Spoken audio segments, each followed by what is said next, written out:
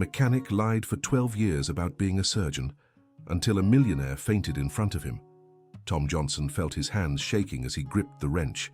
The businessman who had just walked into his shop complaining of dizziness was now lying unconscious on the floor, and his wife Rachel was screaming desperately, begging him to do something. "Tom, for God's sake, save this man. You're a surgeon," Rachel shouted, kneeling beside the stranger in the expensive suit. "Do something, do anything!" Tom froze. Cold sweat trickled down his forehead as he stared at the grey-haired man passed out on the dusty shop floor. After 12 long years of maintaining the most elaborate lie of his life, the moment he had always feared had arrived. His deception was about to be exposed in the worst possible way. It all began one September evening in 2011 during a charity dinner at the Oakland Chamber of Commerce. Tom had gone to the event just to drop off his boss's car, who was in a hurry. He wore a white lab coat borrowed from the cleaning staff to avoid staining the dress clothes he'd borrowed from his neighbor. A simple mix-up, a misunderstanding that would change his life forever. Rachel was volunteering as a waitress that night. She saw him talking to one of the organizers about delivery schedules and mistook the conversation for medical discussions about shifts. When she approached to offer drinks, she heard Tom say he worked overnight and had a very busy schedule.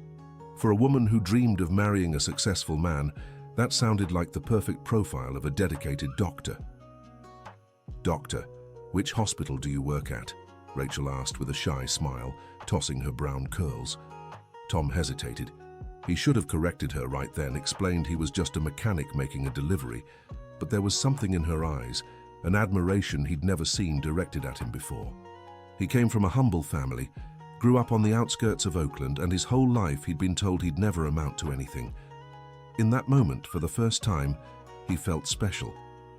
"I work at Bayview Medical Center," he lied, picking the one closest to where he actually worked. "But I prefer not to talk much about work outside of professional settings. You know how it is." From that night on, Tom found himself trapped in a web of lies that grew with every encounter. Rachel fell in love with the man she believed saved lives, and he fell in love with the way she looked at him. During their courtship, he made up stories about complex surgeries, grueling shifts, and patients he'd rescued. He researched medical terms online, watched documentaries about medicine, and memorized procedure names to sound convincing. By the time they married in 2012, Tom had created a completely false identity. He told Rachel he preferred working night shifts to earn more, which explained his absences at night, when he was actually at the auto shop in the Elmwood district. During the day, he pretended to sleep or said he was studying to stay current in his profession. Rachel, proud of her surgeon husband, told all her friends about her devoted spouse who saved lives and was too humble to talk about his work. Tom listened to these conversations with a mix of pleasure and terror. With every compliment, every proud remark from his wife, the lie became harder to reveal. Years passed, and the deception became second nature. Tom knew enough about medicine to hold basic conversations. When Rachel became pregnant with Emily in 2014, he obsessively researched pregnancy and childbirth to avoid being caught off guard.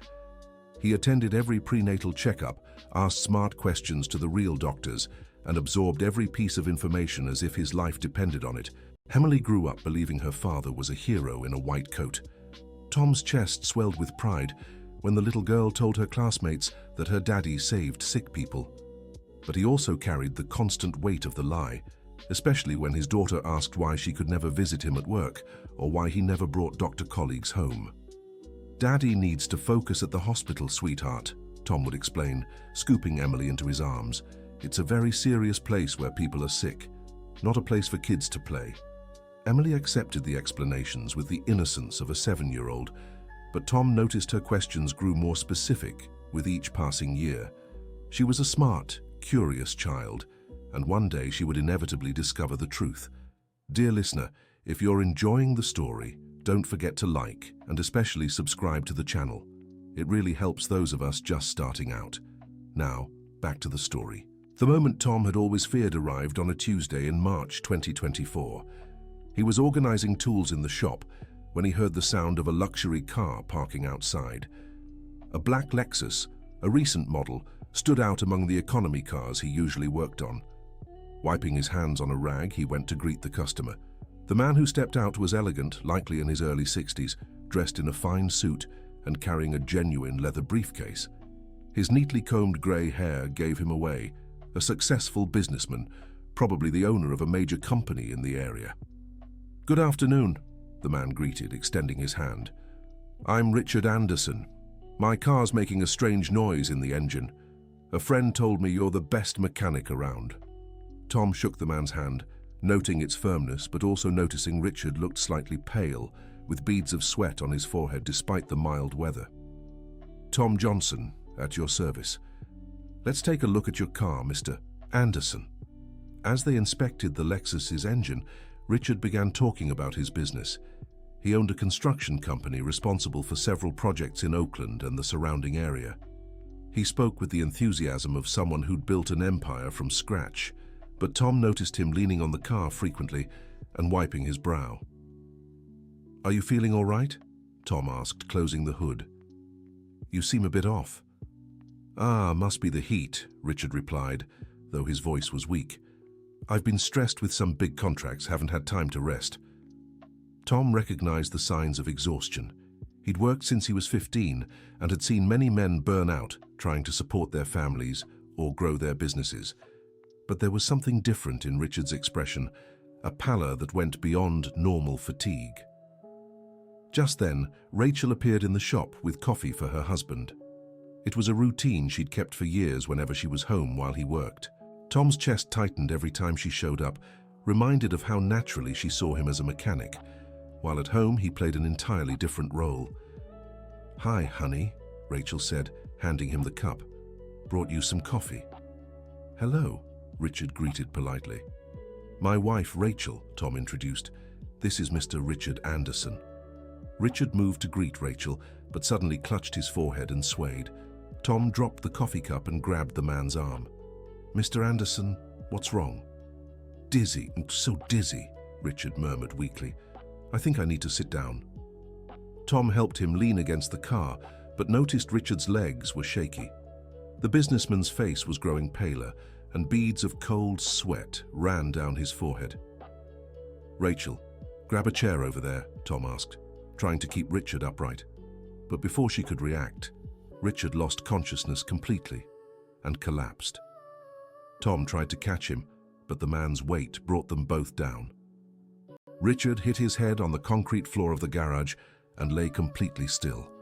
"Oh my God!" Rachel screamed. "Tom, do something!" Tom knelt beside Richard and pressed his ear to the man's chest. His heart was beating, but irregularly. His breathing was weak but steady.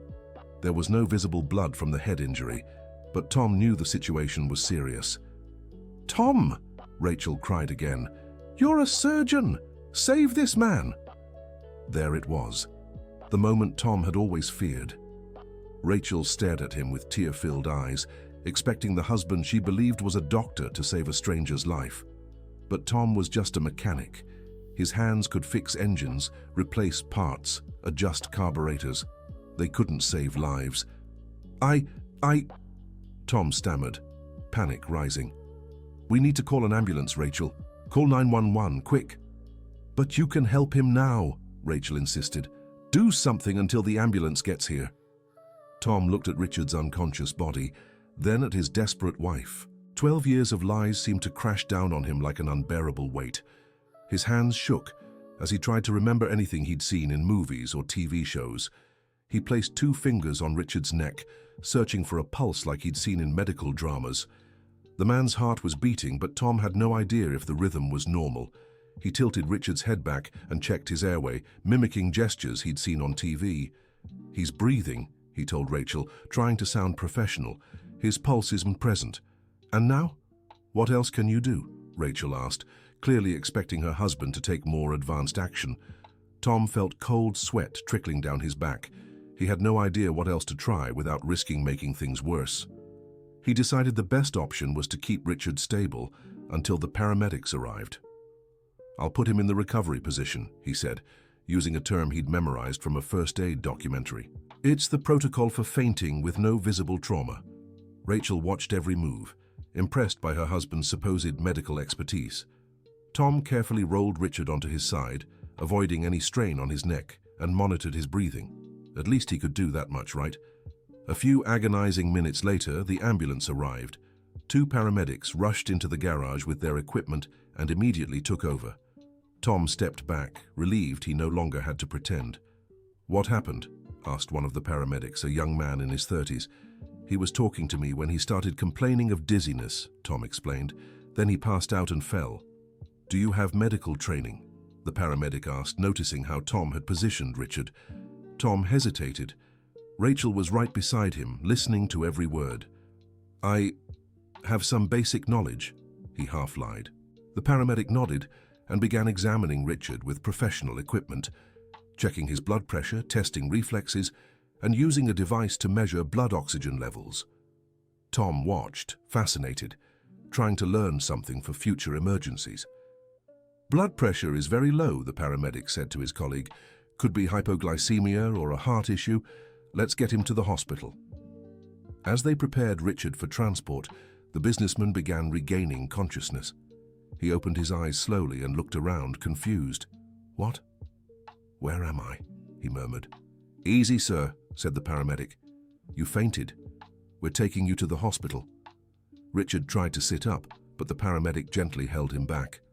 "I want to thank you," Richard said, looking at Tom. "You helped me when I passed out, didn't you?" "I did what I could," Tom replied, unable to meet the man's gaze. "My husband is a surgeon," Rachel said proudly. "He knew exactly what to do." Tom's stomach twisted. Richard studied him more closely, as if trying to remember where he'd seen him before. "Surgeon," Richard repeated slowly. "You look familiar. Which hospital do you work at?" "Bayview Medical Center," Tom answered automatically, falling back on his usual lie. "Bayview," Richard murmured as they lifted him onto the stretcher. "Interesting. I know that hospital well." The paramedics took Richard away, leaving Tom and Rachel alone in the garage. Rachel hugged her husband, emotional. "I'm so proud of you, honey," she said. "You saved that man's life." Tom returned the hug, but inside, he felt only guilt and fear. He'd lied yet again, this time to professional paramedics and a man who could easily check his credentials. Richard's comment about knowing Bayview echoed in his mind like a warning. That night, Tom barely slept. He kept imagining scenarios where Richard uncovered his lie. What if the businessman decided to look for him at the hospital? What if he told someone about the mechanic surgeon who'd helped him? The possibilities terrified him. The next morning over coffee, Emily asked a question that made Tom even more nervous. "Daddy, Mom told me you saved a man at the garage yesterday," the 9-year-old said. "Why were you working at the garage if you're a doctor?" Tom nearly choked on his coffee. Rachel watched him curiously, waiting for his answer. I was just dropping off a patient's car," Tom lied quickly. "His son asked me to take it in for repairs." Emily accepted the explanation, but Tom noticed the questions were getting more specific and frequent. His daughter's sharp mind was growing alongside her curiosity, and keeping up the lie was becoming harder. 2 days later, Tom was working on a Honda Civic when he spotted a familiar car parking outside the garage, Richard Anderson's Lexus. The businessman stepped out, looking much better, with color in his face and steady movements.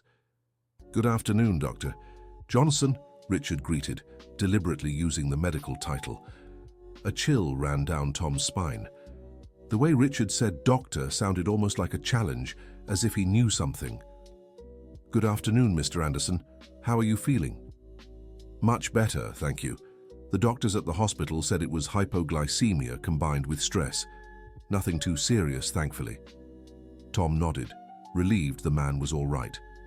"I came to pick up my car," Richard continued, "and I also wanted to talk to you about something." Tom's heart raced. "Of course. You know, I own a construction company that's renovating Bayview Medical Center," Richard said, watching Tom's reaction closely. "We're modernizing the entire surgical wing. I'd value the input of an experienced surgeon on the project." Tom was speechless. He felt like he was being tested, but didn't know how to react without raising suspicion. Well, it would be interesting to take a look," he stammered. "Perfect," exclaimed Richard. "How about tomorrow afternoon? I can swing by to pick you up. In fact, I'll take the opportunity to check at the hospital what your on-call schedule is, so I don't interfere with your medical duties." Tom felt his blood run cold. If Richard looked for him at the hospital, he'd immediately discover there was no surgeon named Tom Johnson working there. "Actually," Tom said, trying to buy time, I'm on medical leave right now. Back problems, you know how it is. Too much time hunched over operating tables." Richard looked at him with an unreadable expression. "I see. So you're not working at the hospital currently?" "No, I'm not," Tom confirmed, growing increasingly nervous. "Interesting," Richard murmured. "Well then, tomorrow will be perfect for you to see the new facilities. You can give valuable suggestions for when you return to work."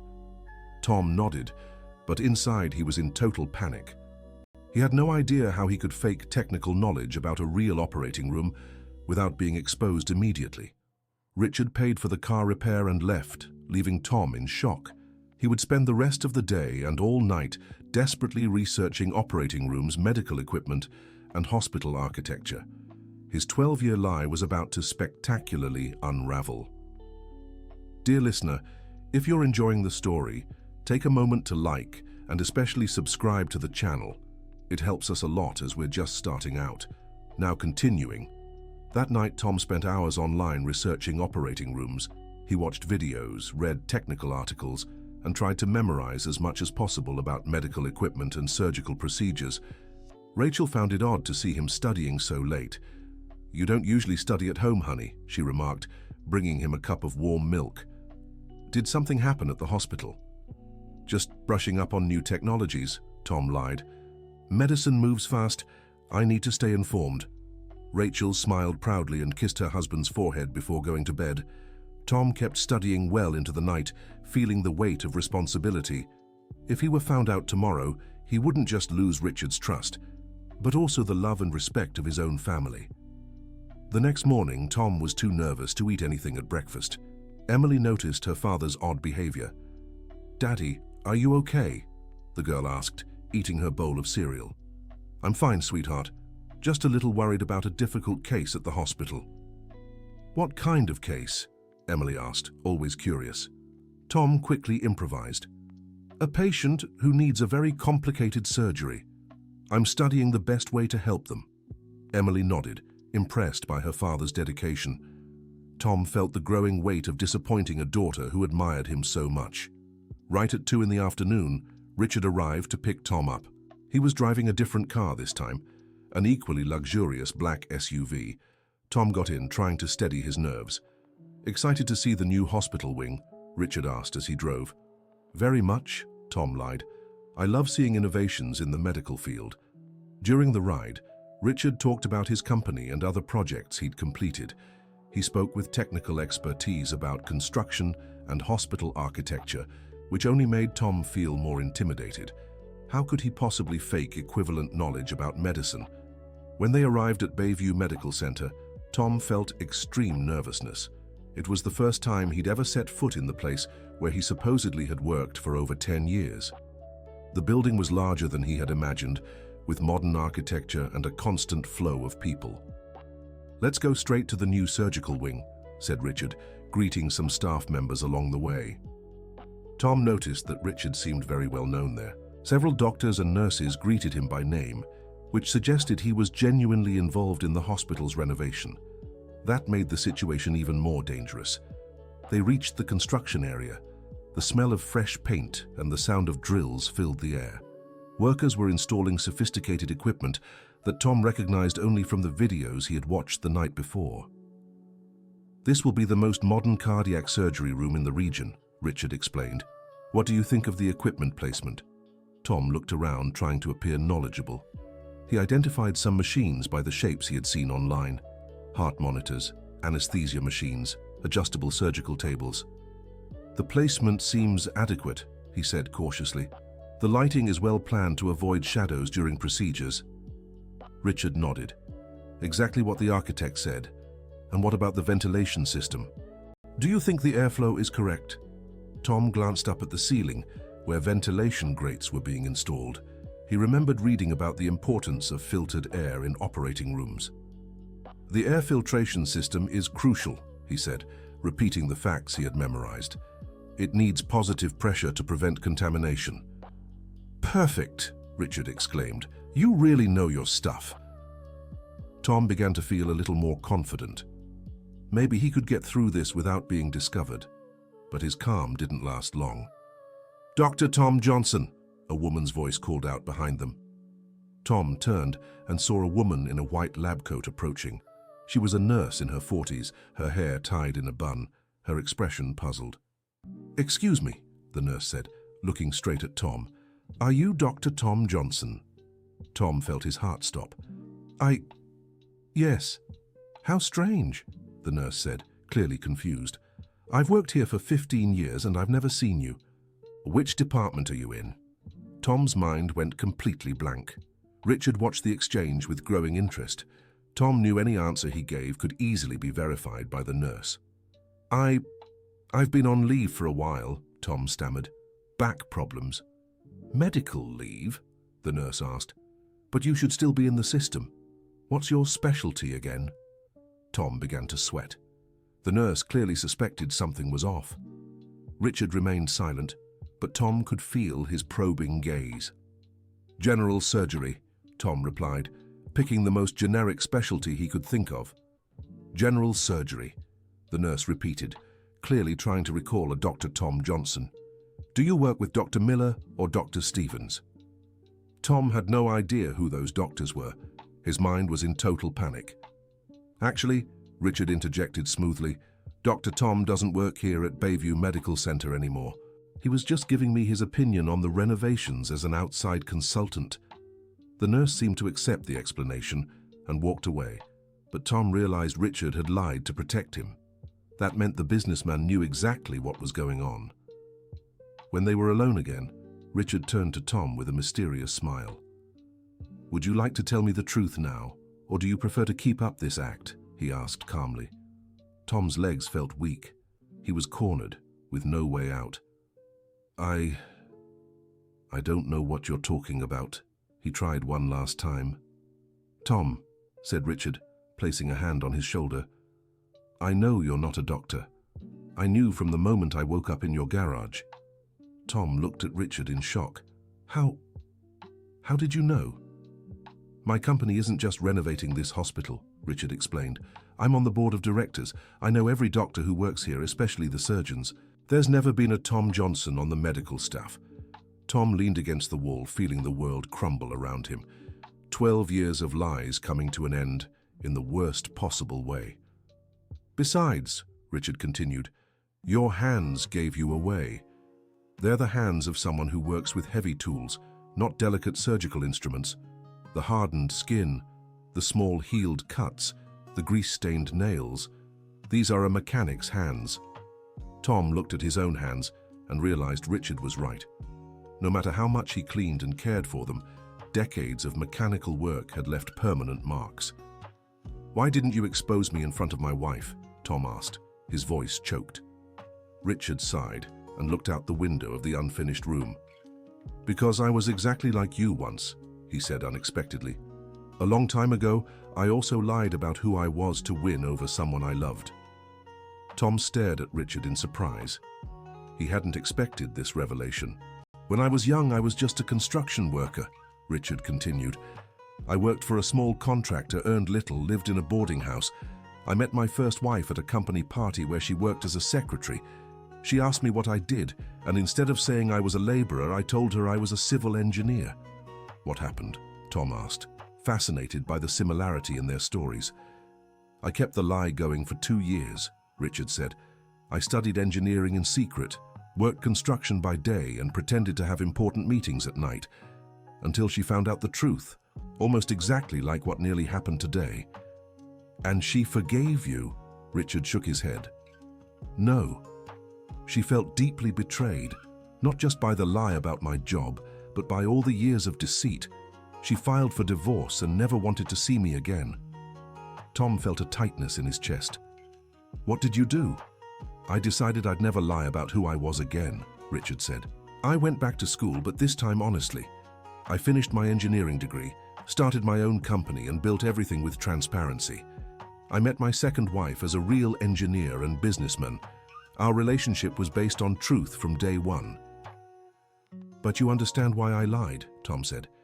It's hard when you come from nothing and want someone to see you as special. I understand completely, Richard agreed. But I also learned that a relationship built on lies is doomed to fail. You can keep up the act for years, but the truth always comes out. And the longer it takes, the more painful the revelation is. Tom knew Richard was right. With each passing year, it had gotten harder to maintain the lies, and more terrifying to imagine Rachel and Emily's reaction when they found out. What do I do now? Tom asked desperately.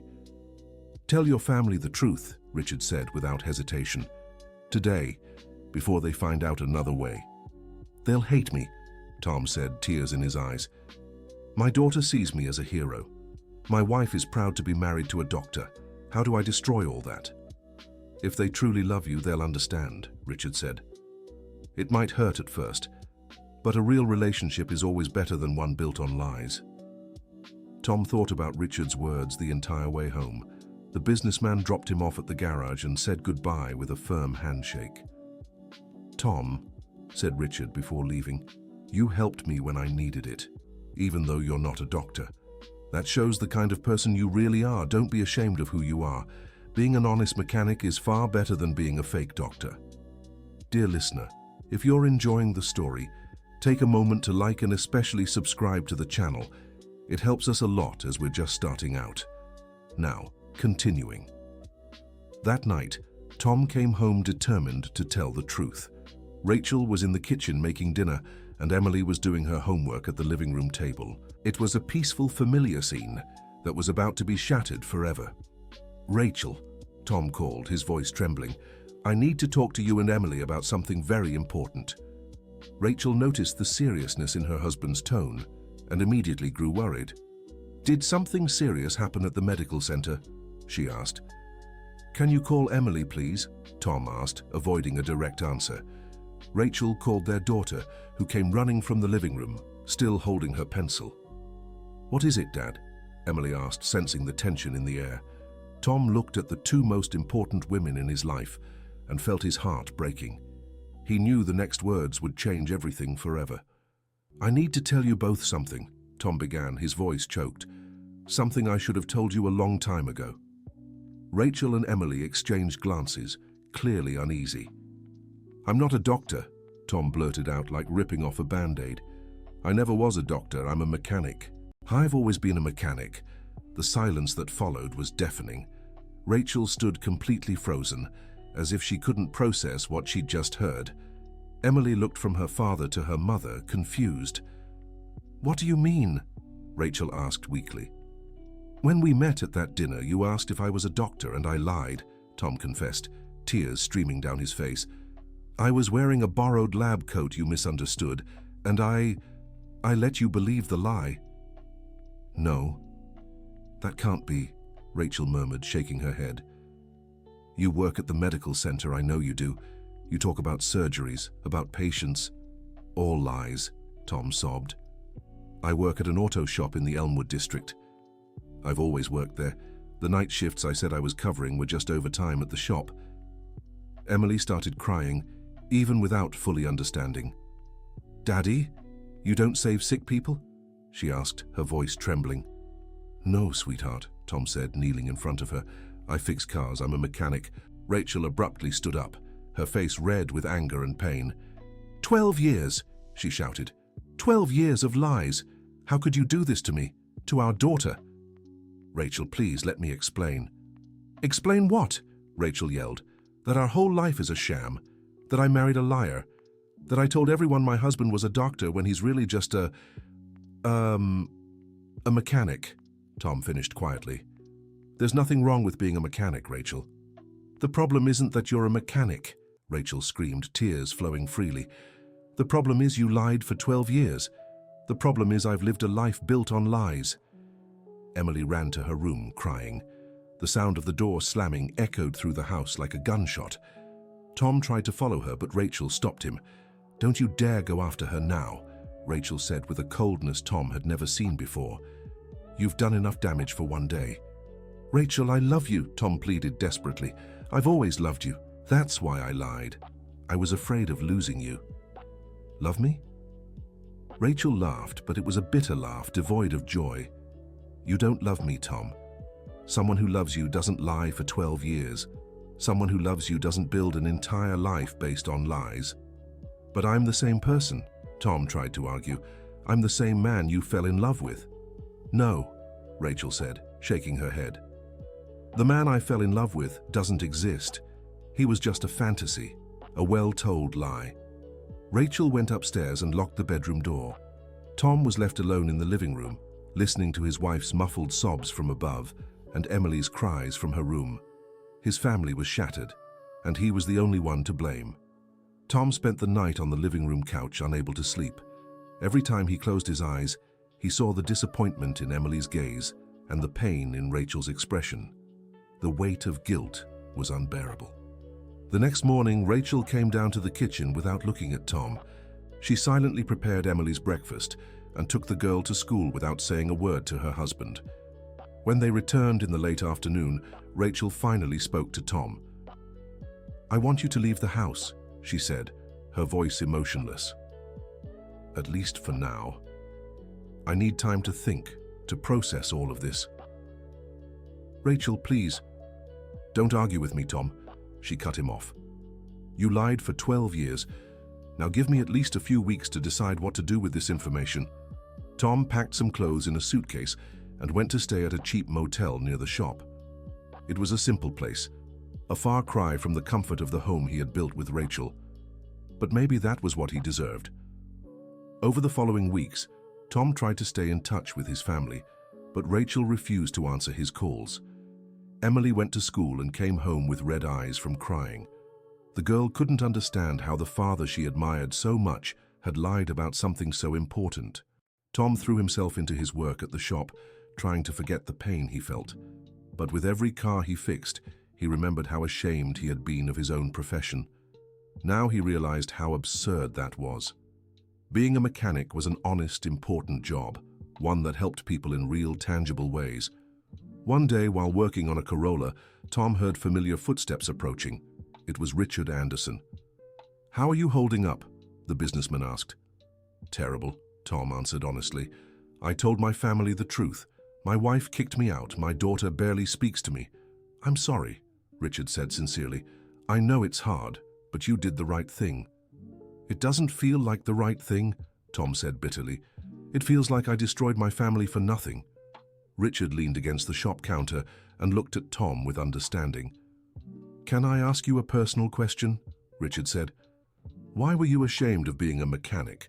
It's an honest, important profession. You have a real talent for it." Tom stopped working and thought about the question. "My mother always dreamed I'd be a doctor," he finally said. "She cleaned houses to pay for my education, always said I'd be someone important in life. When she died and I didn't get into medical school, I felt like I'd failed her." "And do you think your mother would be disappointed if she knew you became a respected mechanic with your own shop and a family you provide for?" Richard asked. Tom had never thought of it that way. Maybe his mother would have been proud to see he'd built an honest, hard-working life, even if it wasn't exactly what she'd dreamed of. "Besides," Richard continued, "you could still fulfill your dream of helping save lives. Have you ever considered taking a technical nursing course? With your hands-on skills and your desire to help people, you'd make an excellent technician." The idea intrigued Tom. Perhaps it was a way to unite his long-held desire to work in healthcare with the reality of who he truly was. "I'd pay for the course," offered Richard. "It's the least I can do for someone who helped me when I needed it." Tom was surprised by the man's generosity. "Why would you do this for me?" "Because I believe in second chances," said Richard, "and because I see in you the same desire for change that I once had." Tom accepted the offer. He began attending night classes for nursing while continuing to work at the auto shop during the day. It was exhausting, but for the first time in years, he felt he was on the right path. The classes were challenging. Tom had to learn real anatomy, physiology, pharmacology, and medical procedures. but his prior experience of researching medicine to maintain his lies ended up being useful. He already knew many basic terms and introductory concepts. During one of the class breaks, Tom met a classmate named Barbara, a woman in her 50s who had decided to change careers after being laid off from a textile factory. She was divorced and starting life over from scratch. "What brought you to nursing?" Barbara asked over coffee. Tom hesitated. It was still hard to talk about his past. "I wanted to do something that truly helps people," he said, partially telling the truth. "I get that," said Barbara. "I always wanted to work in healthcare, but when I was young, I never had the chance. Now that my kids are grown, I decided to pursue that dream." Tom admired Barbara's courage. She wasn't ashamed to be starting over at 50, nor did she care about the curious looks from younger classmates. It inspired him to keep going on his own journey of redemption. Meanwhile, Tom tried to stay in touch with Emily. The girl was now living only with her mother, and Tom could see her only on Sundays for a few hours. Their meetings were tense, filled with awkward silences. "Emily," Tom said during one of these visits, "I know you're mad at me, and you have every right to be." The girl, now 10 years old, looked at him with an expression mixing sadness and anger. "Why did you lie, Dad?" she finally asked. "I used to tell all my friends you were a doctor. Now I don't know what to say." Tom felt his heart break all over again. "I lied because I was ashamed of who I really was," he explained. "I thought you wouldn't love me if you knew I was just a mechanic." "But I love you because you're my dad," said Emily, starting to cry. "It doesn't matter what you do. You could have told me the truth." Tom hugged his daughter, feeling his own tears fall. "You're right, sweetheart. I should have told you the truth from the start. It was the biggest mistake of my life." "And now?" asked Emily. "Are you coming home?" "I don't know," Tom said honestly. "That's up to your mom, but no matter what happens, I'll always be your dad, and I'll always love you." Months passed and Tom kept studying. His grades were excellent, and his teachers praised his dedication. He discovered he had a real talent for healthcare, especially for procedures requiring manual precision.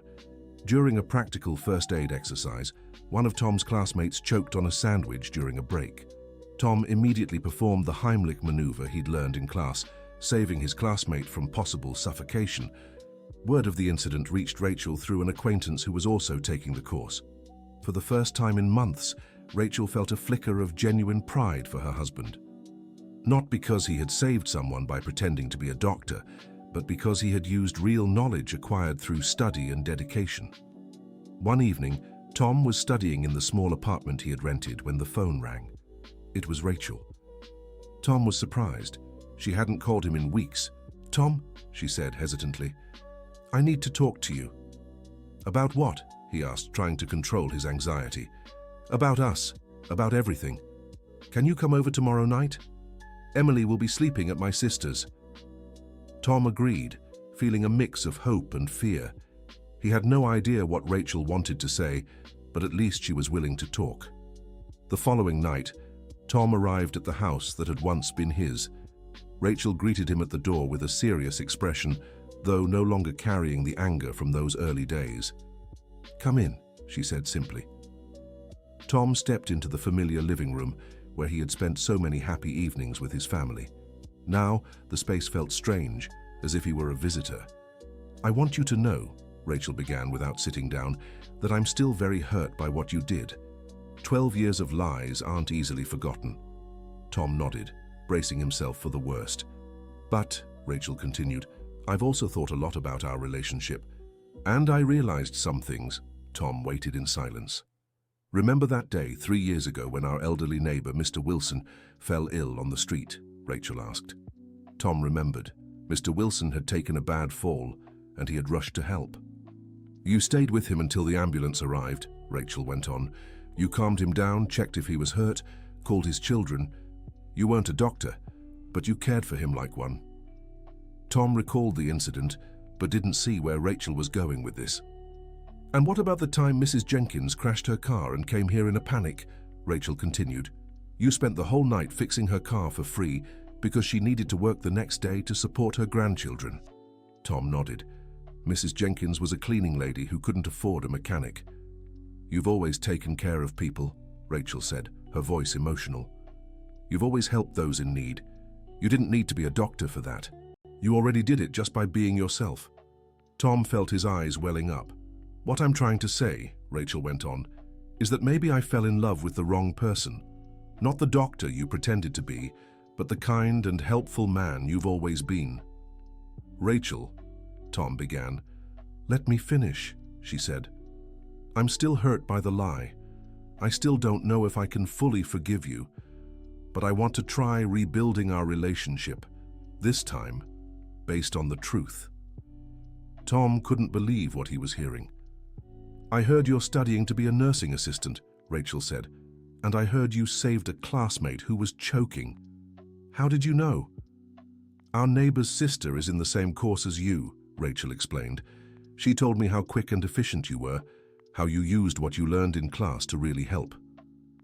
Tom stayed silent, processing Rachel's words. "I want to know the real Tom Johnson," she said finally. "The mechanic, the nursing student, the man who helps people because he has a good heart, not the character you created to impress me." Tom cautiously stepped closer to Rachel. "Would you really give me that chance?" he asked. "Even after everything I've done?" "One chance, Tom," Rachel said firmly. "Just one. If you lie to me again about anything, even something small, our relationship is over for good." Tom took Rachel's hands and looked straight into her eyes. "I swear to you I'll never lie again," he said with all the sincerity he could muster, "about anything, no matter how hard the truth is." Rachel studied her husband's face for a long moment, as if searching for signs of deceit. Tom held steady, letting her see all his vulnerability and remorse. "All right," she finally said. "We'll try, but slowly. You can come home, but we'll sleep in separate rooms for now. I need time to relearn who you really are." Tom agreed immediately. Any chance to rebuild their family was worth every sacrifice. "And Emily?" he asked. "How did she react when you told her we might get back together?" "She was happy, but confused," Rachel replied. "It'll take time for her to process this too. Be patient with each other." When Emily arrived home from her aunt's the next day and saw her father in the kitchen drinking coffee, she hesitated at first. But when Tom explained he was coming home and would never lie to her again about anything, the girl ran to hug him. "Daddy," Emily said, squeezing Tom tightly, "can you tell me about your real job? I want to know what it's like to be a mechanic."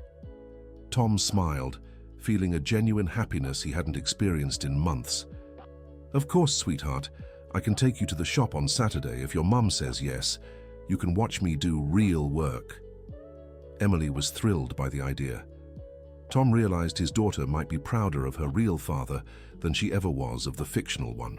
The first months of reconciliation were tough. Rachel and Tom had to relearn how to trust each other. Sometimes Rachel caught herself doubting even simple things Tom said, and he had to constantly work at being transparent about everything. Tom kept studying nursing while working as a mechanic. It was exhausting, but he felt it was a necessary penance. Every class he attended, every procedure he learned, was a step toward becoming the person he'd once pretended to be. During his hospital training, Tom stood out for his precision and care. His classmates and instructors praised his natural skill with delicate procedures, honed from years of working with small engine parts. "Tom," said his nursing instructor, Dr. Catherine, after a particularly challenging lesson on medication administration, "you have a real gift for this. Have you considered specializing in surgical nursing after graduation?" Tom was intrigued. Surgical nursing meant working in operating rooms, assisting doctors during complex procedures. It was a way to finally fulfill his old dream of saving lives, honestly and for real. "Do you really think I could do it?" Tom asked. "I'm certain," Dr. Catherine replied. "You have steady hands, attention to detail, and a calmness under pressure. Those are essential qualities for a surgical nurse." That night, Tom discussed the idea with Rachel. To his surprise, she was enthusiastic. "It would be perfect for you," she said. "You've always wanted to save lives. Now you can do it for real." "But it would mean more years of study," Tom warned, and probably less time at home. "Tom," Rachel said, taking his hands, "this time you're telling me the truth about your plans. This time I can truly support you. Follow your heart." Tom was deeply moved by his wife's support. It was nothing like the admiration built on lies she'd shown before. This support was real, grounded in knowing exactly who he was and what he wanted to become. At the end of that year, Tom graduated as a nursing technician with the highest grades in his class. Richard Anderson attended the graduation, along with Rachel and Emily. For Tom, having his family there to witness his real achievement meant far more than all the empty praise he had received over the years. "I'm proud of you, Dad," Emily said after the ceremony. "You studied so hard to graduate for real." Tom hugged his daughter, feeling he had finally earned her pride. Richard offered Tom a position at Bayview Medical Center, where his company had just completed renovations. Tom accepted, but this time as a registered nursing technician with legitimate credentials and real competence. His first day working at the hospital, where he had pretended to work for years, was emotionally intense. Tom wore the blue uniform of a nursing technician with more pride than he had ever felt in a borrowed lab coat. The head nurse, Ms. Margaret, an experienced woman in her 60s, welcomed him to the surgery department. "Welcome to the team," she said. "I've heard great things about your performance during your internship. We need someone as dedicated as you." Tom introduced himself to all his colleagues using his real name and qualifications. There were no more roles to play, just Tom Johnson, nursing technician, former mechanic, and family man trying to rebuild his life on truth. In the first few months, Tom assisted in simple surgeries, learning hospital protocols, and earning the medical team's trust. The manual skills he had developed as a mechanic proved valuable when handling delicate surgical instruments. During a particularly complex cardiac repair surgery, the lead surgeon, Dr. Robert Campbell, praised Tom's assistance. "Excellent work," the doctor said after the procedure. "Your hands are very steady. Where did you develop that skill?" Tom took a deep breath. Months ago, he would have made up an elaborate story about prior medical experience. Now he was committed to the truth. "I was a mechanic for 20 years before becoming a nursing technician," Tom said honestly. "I think working with small, delicate parts helped me develop precision." Dr. Campbell was impressed. "What an interesting journey. It's rare to find someone who's changed careers so successfully." Tom felt proud to share his real story without shame or fear. A few months later, during a particularly busy night shift, an emergency case arrived that would change Tom's life forever. A middle-aged man had suffered a heart attack at home, and his desperate family had rushed him to the hospital. Tom was assisting in the emergency room when he recognized a familiar voice shouting in the hallway. It was Rachel. She was in tears, holding Emily's hand as she spoke to a nurse. Tom ran to them, his heart pounding with fear. "Rachel, what happened?" "Tom," Rachel cried, rushing to hug him. "It's my dad. He had a heart attack at home. The paramedics said it was serious." Rachel's father, Mr. Williams, had been taken straight to the cardiac surgery room. Tom could tell the situation was critical by the urgency of the medical team. "Where is he?" Tom asked. "In surgery room 3, Rachel sobbed. "Tom, I'm so scared of losing him." Tom held his wife and daughter, feeling the weight of responsibility. This was the first time his family needed him professionally, and this time he could actually help. "Rachel," Tom said calmly, "I work on the cardiac surgery team. I'll see if I can assist in your dad's operation. I can't promise anything, but I'll do everything in my power." Rachel looked at her husband with a mix of hope and fear. "Can you do it?" she asked. "I'll try," said Tom. "Now I'm really part of the medical team. For real this time." Tom left Rachel and Emily in the waiting room and rushed to prepare for surgery. Dr. Campbell was leading the operation, and when he saw Tom approaching, he motioned for him to join the team. "Tom, glad you're here," said the doctor. "We'll need your steady hands for this one. It's a complex case." Tom quickly suited up and entered the operating room. There lay Mr. Williams, unconscious on the table, with multiple machines monitoring his vital signs. Tom felt an immense responsibility. He was about to take part in surgery to save his wife's father's life. The operation lasted 4 hours. Tom assisted Dr. Campbell with absolute precision, anticipating every move, handing over instruments with perfect timing. His mechanical experience helped him understand the equipment, and his new medical knowledge allowed him to grasp every step of the procedure. During a critical moment, when Dr. Campbell needed to make a particularly delicate suture on a coronary artery, Tom held the tissues with a steadiness and accuracy that impressed the entire team. "Perfect, Tom," murmured Dr. Campbell, focused on his work. "Keep it just like that." Tom felt the weight of having his father-in-law's life literally in his hands, but for the first time in his life, he was using his real skills to help save someone he loved. When the surgery ended successfully, Dr. Campbell congratulated the whole team. "Excellent work, everyone," the doctor said. "Especially you, Tom. Your assistance was crucial to the operation's success." Tom stepped out of the operating room, overwhelmed. He had truly participated in a surgery that saved Rachel's father's life, not as an imposter pretending to be a doctor, but as a qualified professional using his real abilities. When Tom reached the waiting room, still in his surgical scrubs, Rachel and Emily ran to him. "How is he?" Rachel asked anxiously. "The surgery was a success," Tom said, smiling through tears of relief. "Your dad's going to be okay. Dr. Campbell cleared the blockages, and he should recover fully." Rachel broke into tears of relief and hugged Tom tightly. "Thank you," she whispered in his ear. "Thank you for saving my dad." "I didn't do it alone," Tom said. "It was the whole team. But, yes, I helped. For real this time." Emily looked at her father with genuine admiration. "Daddy, did you really help save Grandpa?" she asked. "I did, sweetheart," Tom said, scooping her up. "I used everything I learned in my classes to help the medical team take care of Grandpa." "Now you really save people," Emily said, hugging him. Tom felt he had finally found his place in the world. He wasn't the doctor he had pretended to be, but he was a real healthcare professional who truly helped save lives. In the following days, as Mr. Williams recovered in the hospital, Tom personally looked after him whenever he was on duty.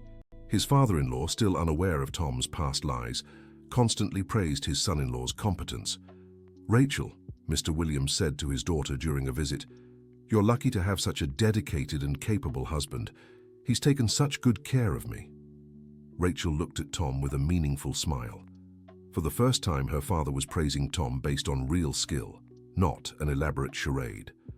When Mr. Williams was discharged and fully recovered, Tom finally told him the whole truth about his 12-year lie and his journey to truly becoming a healthcare professional. Mr. Williams was initially surprised, but then showed understanding. "Tom," said his father-in-law, "what matters isn't who you were, but who you've become. You really saved my life. That's what counts." From that moment on, Tom felt his redemption was complete. He had gone from a terrified imposter to a respected professional who genuinely made a difference in people's lives. Dr. Campbell was so impressed with Tom's work that he invited him to specialize in cardiovascular surgical nursing. "Tom," the doctor said, "you have a natural talent for cardiac surgery. I'd like you to be a permanent part of my team." Tom accepted the offer, knowing it meant more studying and greater responsibility, but this time Rachel fully supported him, aware of his true goals and abilities.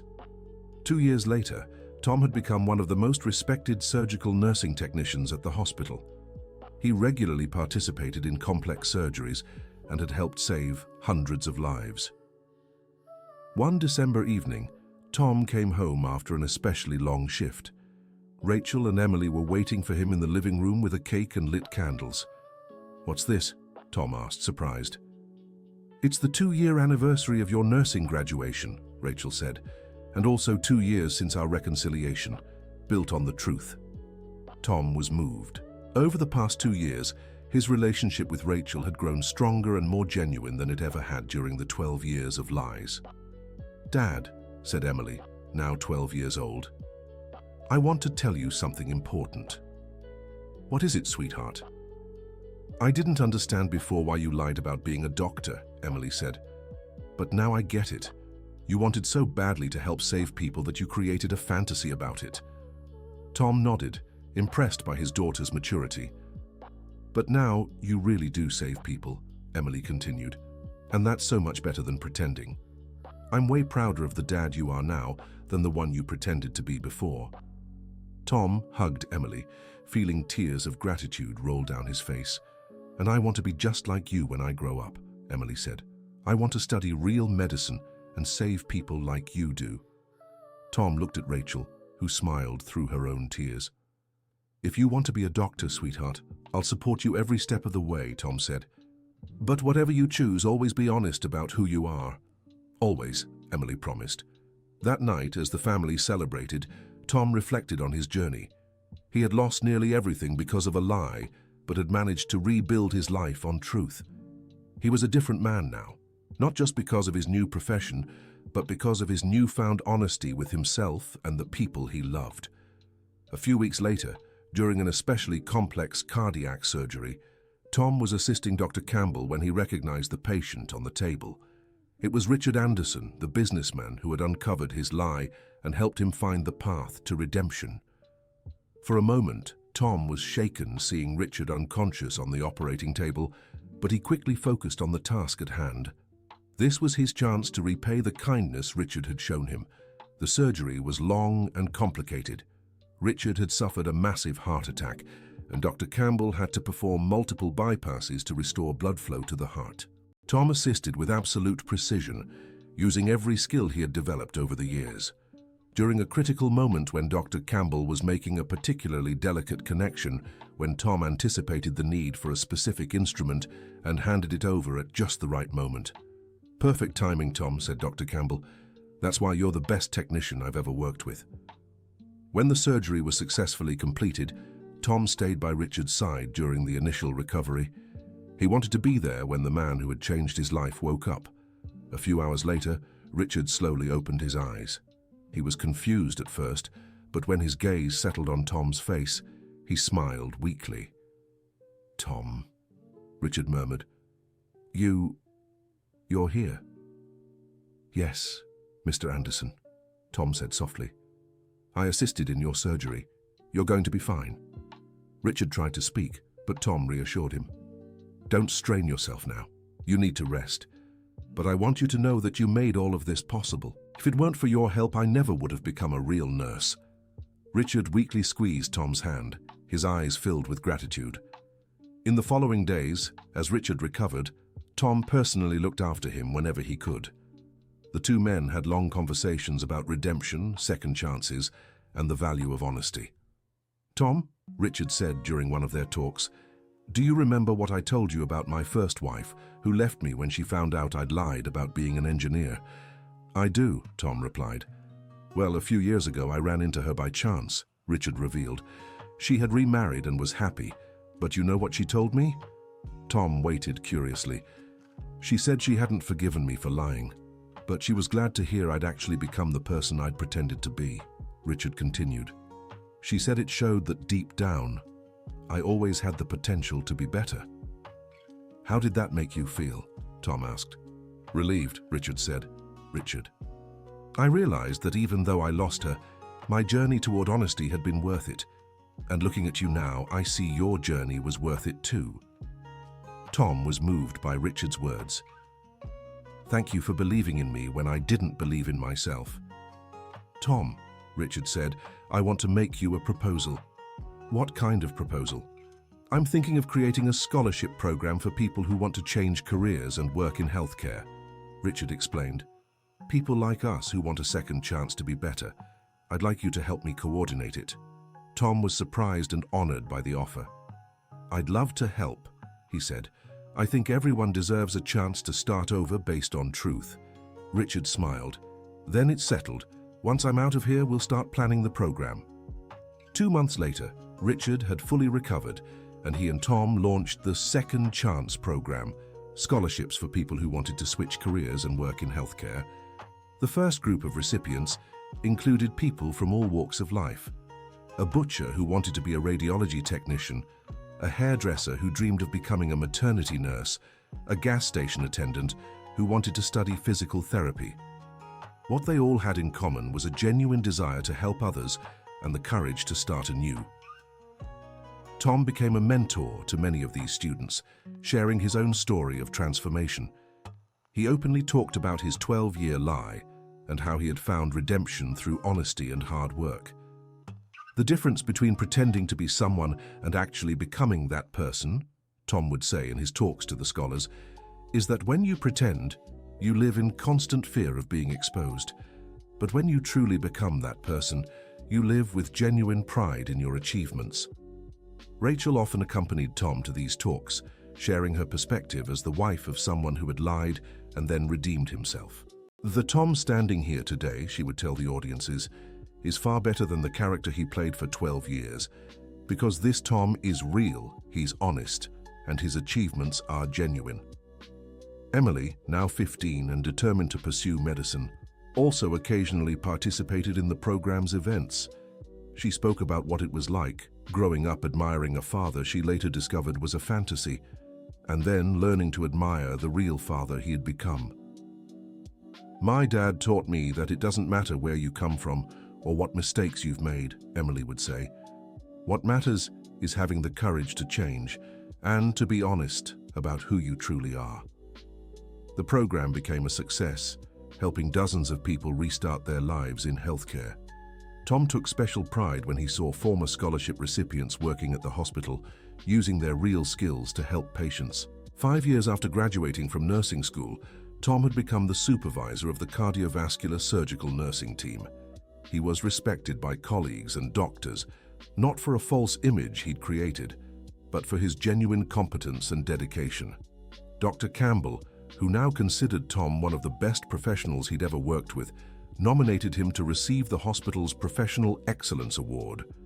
On the night of the award ceremony, Tom took the stage to accept the honor with Rachel, Emily, and Richard in the audience. When he picked up the microphone to give his acceptance speech, Tom looked at his family and felt overwhelming gratitude. "This award," he began, "means so much more to me than professional excellence. It represents the culmination of a journey of redemption that started with the worst decision of my life and led to the greatest achievements I've ever had."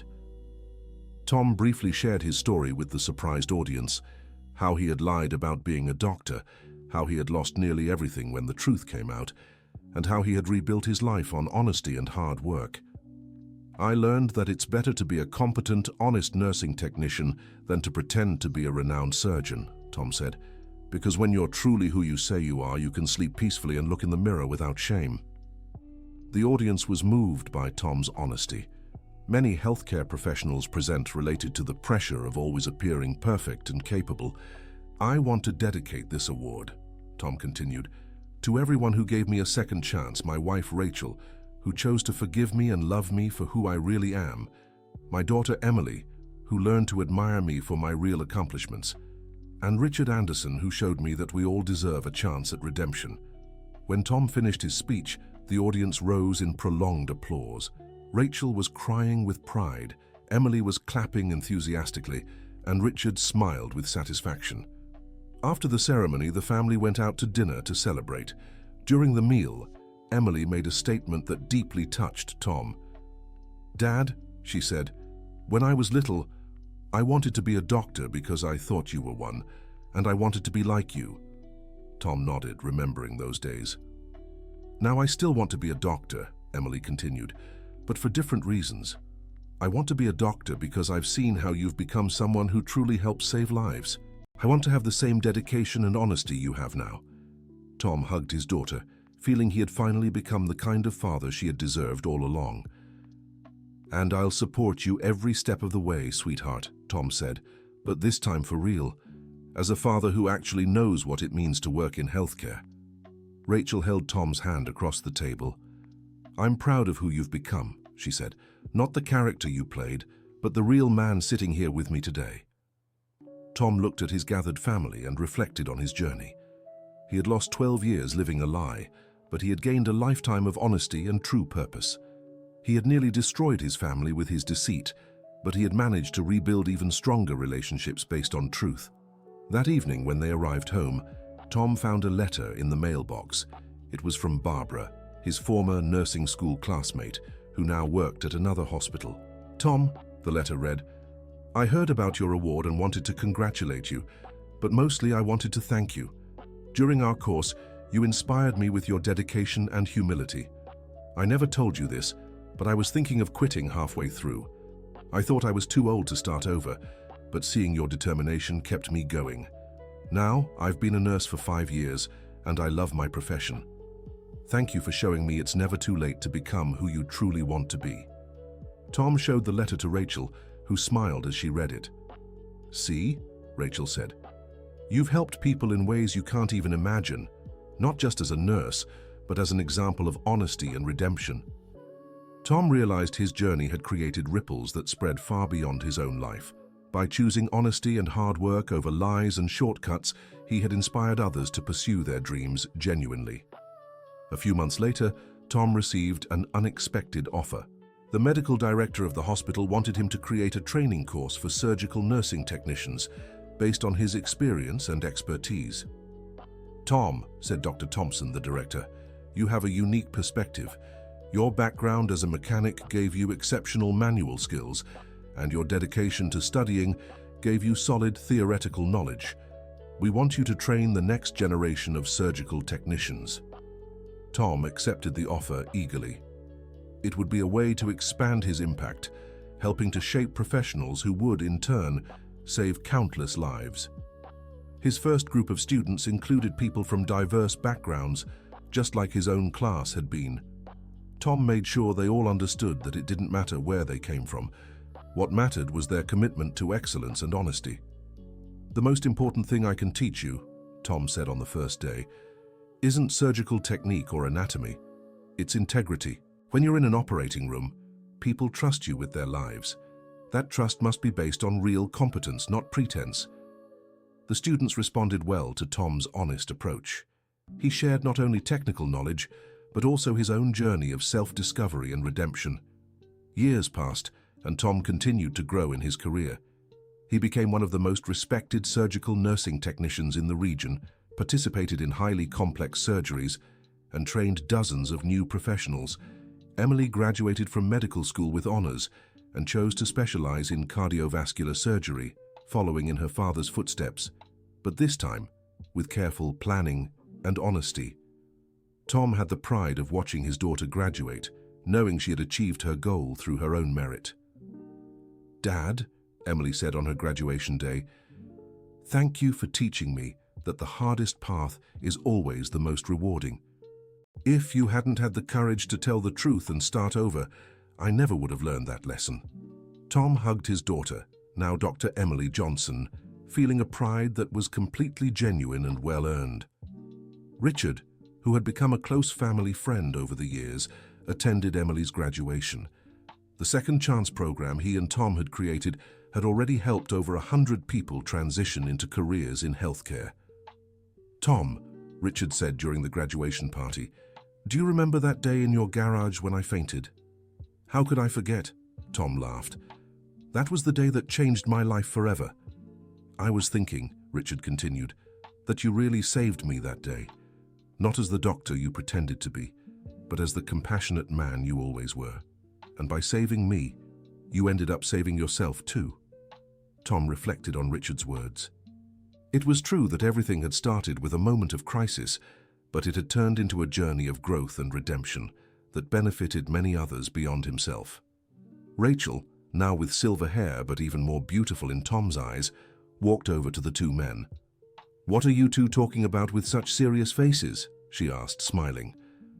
About how sometimes the worst crises in our lives lead us to our greatest triumphs, Tom said, wrapping his arm around his wife's shoulders. It's true, Rachel agreed. If you hadn't told the truth that terrible day, we never would have discovered how strong our relationship could be when built on complete honesty.